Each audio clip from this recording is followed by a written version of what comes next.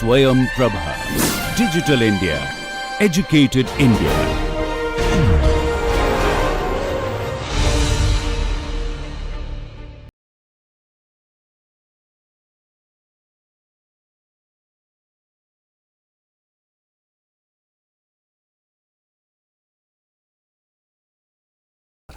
अखिल भारतीय तकनीकी शिक्षा परिषद के ज्ञानवर्धक एवं सूचना परक कार्यक्रम AICT इनसाइट्स में आपका स्वागत है। मैं हूं इरम जैदी। उच्च शिक्षा हासिल करने के लिए छात्र छात्राओं की आर्थिक सहायता के लिए AICTE कई योजनाएं चला रहा है। इनके तहत जरूरतमंद छात्रों को स्कॉलरशिप दी जाती है, जिससे बिना किसी आर्थिक बाधा के वे उच्च शिक्षा हासिल कर सकते हैं। कोर्स पूरा होने के बाद प्लेसमेंट में भी छात्रों की मदद की जाती है। छात्रों को अपना स्टार्टअप शुरू करना हो या विदेश में इंटर्नशिप, हर प्रकार की आर्थिक सहायता के लिए AICTE द्वारा अनेक योजनाएं चलाई जा रही हैं, जिनका लाभ सभी स्टूडेंट्स अपनी आवश्यकता के अनुसार उठा सकते हैं। आज हम बात करेंगे एक ऐसी विशेष योजना की जो दिव्यांग स्टूडेंट्स को न केवल उच्च शिक्षा हासिल करने में मदद करती है, बल्कि उनका आत्मविश्वास भी बढ़ाती है। ये योजना है सक्षम स्कॉलरशिप स्कीम। इस योजना के बारे में विस्तार से जानकारी देने के लिए आज हमारे साथ हैं खास मेहमान AICTE के स्कॉलरशिप एंड ग्रांट्स ब्यूरो के प्रमुख डॉक्टर राजेंद्र बी काकड़े जी। नमस्कार सर के कई नेशनल एवं इंटरनेशनल कोलैबोरेशंस हैं। सर पोर्टमाउथ यूनिवर्सिटी के विजिटिंग प्रोफेसर हैं। आपको best teacher award, pharmacy teacher of the year award, best scientist award, best research paper award मिल चुके हैं। सर के अंडर कई स्टूडेंट्स ने PhD भी की है। सर ने कई देशों की एजुकेशन यात्रा भी की है, जिनमें US, UK, स्विट्जरलैंड आदि शामिल हैं। सर की रिसर्च मैथडोलॉजी और टेक्स्ट बुक ऑफ फार्मास्यूटिक्स नाम की 2 पुस्तकें प्रकाशित हो चुकी हैं। सर अनुसंधान और विकास के क्षेत्र में कैडिला, ल्यूपिन और ग्लेनमार्क के साथ भी काम कर चुके हैं। आपने 2020 में बतौर सलाहकार AICTE ज्वाइन किया। आपको शिक्षण और उद्योग में कुल 25 वर्षों का अनुभव है। सर ने नेशनल और इंटरनेशनल रिसर्च जर्नल और कॉन्फ्रेंसेस में 125 से अधिक शोध पत्र और प्रेजेंटेशंस दिए हैं। सर, स्वागत है आपका कार्यक्रम AICTE इनसाइट्स में। सर, सक्षम छात्रवृत्ति योजना क्या है? इसका लाभ कौन से स्टूडेंट्स ले सकते हैं? इरम, सबसे पहले तो मैं आपको धन्यवाद दूंगा। I am very much thankful to you for giving the information. सक्षम मीन्स उनको सक्षम बनाना है। हमारे जो बच्चे दिव्यांग जो बच्चे होते हैं उनको सक्षम किस तरह से बना जाए, तो ये स्कॉलरशिप उनके लिए है। तो ऐसे जो बच्चे हैं उनको ये स्कॉलरशिप मिलती है। तो उसका क्राइटेरिया हमने रखा हुआ है कि जिसमें जो बच्चे दिव्यांग होते हैं तो वो 40% से अधिक दिव्यांगता होना चाहिए उनमें। उनकी पारिवारिक आय जो होती है वो 8 लाख रुपए से कम होना चाहिए। उसके ऊपर अगर रहता तो उनको नहीं मिलेगा। और वो जिस संस्थान में पढ़ते, जिस कॉलेज में पढ़ते हैं, वो AICTE से अप्रूव्ड इंस्टीट्यूशन होना चाहिए, जहाँ पे वो डिग्री या डिप्लोमा के लिए प्रवेश लेते हैं। उसके अलावा संबंधित वर्ष के लिए AICTE का अप्रूव्ड इंस्टीट्यूट में लैटरल एंट्री, जो हमारा सेकंड ईयर में डायरेक्ट एडमिशन लेते हैं, तो वो डिग्री या डिप्लोमा में कोर्स के पहले वर्ष या दूसरे वर्ष में प्रवेश पाने वाले छात्र उनको मिलता है। अध्ययन के प्रत्येक वर्ष में उनको 50,000 रुपये दिया जाता है। प्रथम वर्ष में प्रवेश पाने वालों छात्रों के लिए डिग्री के लिए अधिकतम 4 वर्ष, डिग्री 4 वर्ष की होती है, और हमारा डिप्लोमा 3 साल का होता है, 3 साल में के लिए मिलता है। अधिकतम 3 वर्ष और डिप्लोमा के लिए अधिकतम 2 वर्ष।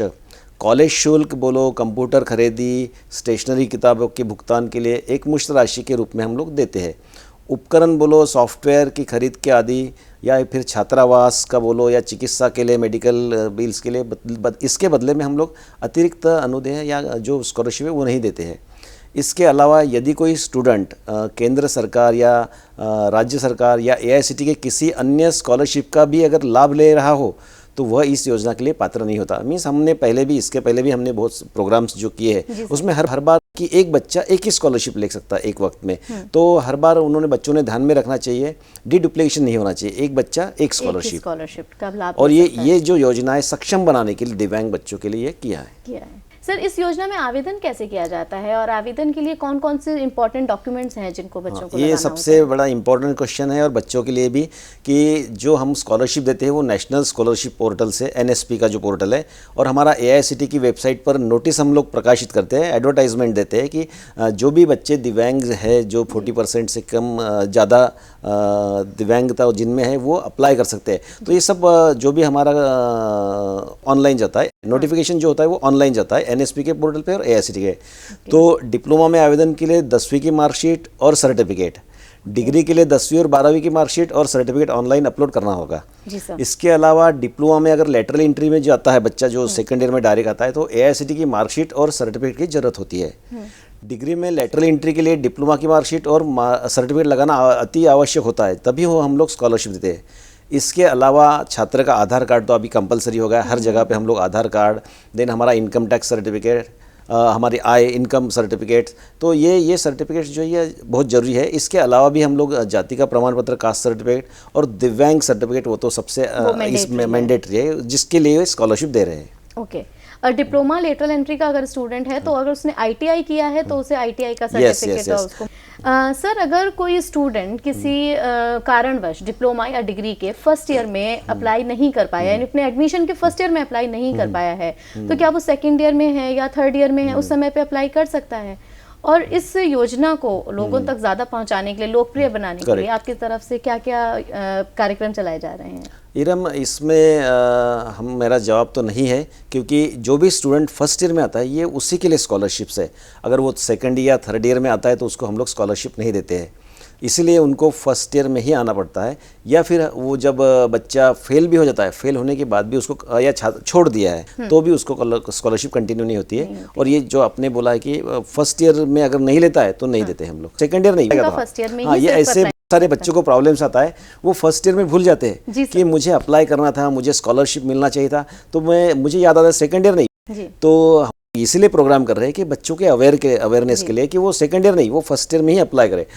अभी हम भी चाहते हैं बच्चों को स्कॉलरशिप मिलना चाहिए, पर वो सेकंड ईयर में अप्लाई नहीं कर सकता है, उसको फर्स्ट ईयर में ही अप्लाई करना होगा तो ही मिलेगा। ईयर ऑफ एडमिशन है उसी ईयर में उसे अप्लाई करना चाहिए। और सर, इसको लोकप्रिय बनाने के लिए हम लोग इसके लिए हमने बहुत सारे प्रोग्राम्स इंस्टीट्यूट लेवल पे करते हैं, स्टेट लेवल पे करते हैं, अनेक वेबिनार करते हैं कि बच्चों को अवेयर हो जाए वो, और बच्चों को पता चले कि हमारे लिए ये स्कीम्स है। और मैं तो बोलता हूँ उन लोगों को, बच्चों को एआईसीटी के वेबसाइट पे जाना चाहिए। एआईसीटी का जो वेबसाइट है हमारा, उसमें स्टूडेंट डेवलपमेंट सेल है, उसमें सारे स्कीम्स दिए हमने, वो उसमें जाके अगर क्लिक करता है तो उसको सारी इन्फॉर्मेशन वहाँ पे मिल जाती है। या ओके। उसके अलावा भी अगर उनको कोई क्वेरीज है तो हमारे पोर्टल पे सेंट्रलाइज सपोर्ट सिस्टम है, या फिर हमको भी मेल कर सकते हैं। ओके। सर, सक्षम योजना में आवेदन के नवीनीकरण की क्या प्रक्रिया रहती है, यानी रिन्यूअल की क्या प्रक्रिया रहती है? और अगर कोई स्टूडेंट अपने अगले वर्ष में फेल हो जाता है, जैसे कि आपने बता भी दिया है, तो वो अप्लाई नहीं कर सकता है या उसने बीच में छोड़ दिया है, तो वो उस योजना का लाभ नहीं ले सकता है। अगर कोई बच्चा अपनी स्टडीज को किसी भी कारणवश अगर वो बीच में छूट जाती है तो क्या वो इसका लाभ नहीं ले सकता है? नहीं, मैंने पहले भी आपको क्लैरिफाई किया है कि फर्स्ट ईयर में एडमिशन लेगा तो ही उसे मिलेगा, वो सेकंड ईयर में आएगा तो भी नहीं मिलेगा, या फिर वो लेफ्ट आउट होता है अगर उसने छोड़ दिया है या कंटिन्यू नहीं किया या फेल हो गया तो उस बच्चों को नहीं मिलता। लेकिन रिन्यूअल के लिए स्टूडेंट को मात्र हेड ऑफ इंस्टीट्यूट द्वारा दिया गया वैलिड प्रमोशन सर्टिफिकेट जो आता है उनका एनएसपी पोर्टल पर अपलोड करना होता है। अच्छा। हालांकि अगर कोई स्टूडेंट अगले वर्ष में फेल हो जाता है या पढ़ाई छोड़ देता है तो वो आगे के स्कॉलरशिप के लिए पात्र नहीं होता, उसको प्रमोशन सर्टिफिकेट मिलेगा ही नहीं, तो वो अप्लाई नहीं कर पाएगा। Absolutely correct. ठीक। सर, ये स्कॉलरशिप प्रतिवर्ष कुल कितने आवेदकों को, मतलब कितने स्टूडेंट्स को हम दे सकते हैं? और SC ST के लिए कोई विशेष आरक्षण है छात्रों के लिए?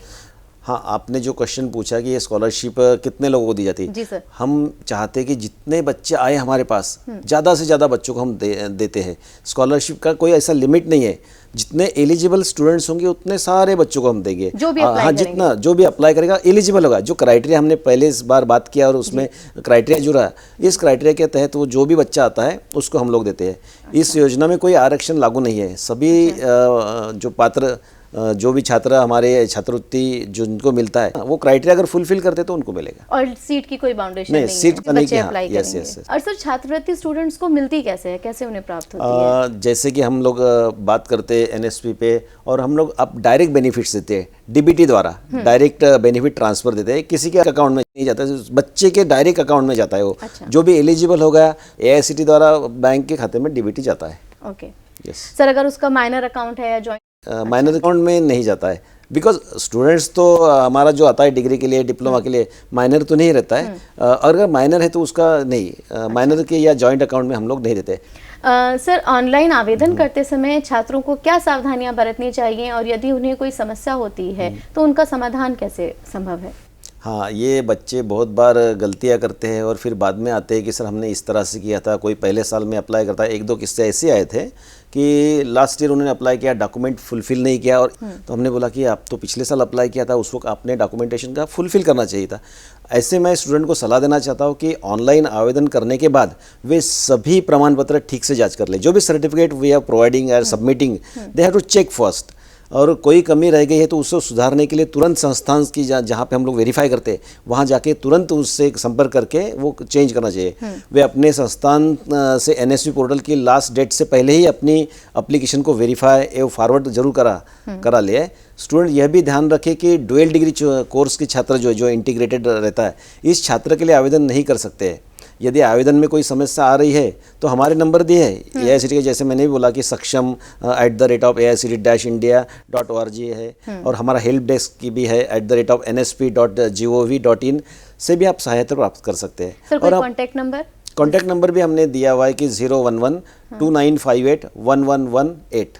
इस नंबर पे कॉल कर सकते हैं। मैं फिर से रिपीट करता हूँ एक बार, 011 ये दिल्ली का नंबर है और ये हमारे ऑफिस का है, 2958-1118। ओके, इस नंबर पे कॉल करके भी और किसी को भी अगर जानकारी चाहिए, इसकी अगर कुछ प्रॉब्लम भी है तो advisor.sag@AICTE-india.org पे भी वो लिख सकते हैं। सर, जैसे कि आपने बताया कि इनकम सर्टिफिकेट एक इम्पॉर्टेंट डॉक्यूमेंट है इस स्कीम में अप्लाई करने के लिए, तो इसे लगाते समय किन बातों का ध्यान रखना चाहिए बच्चों को?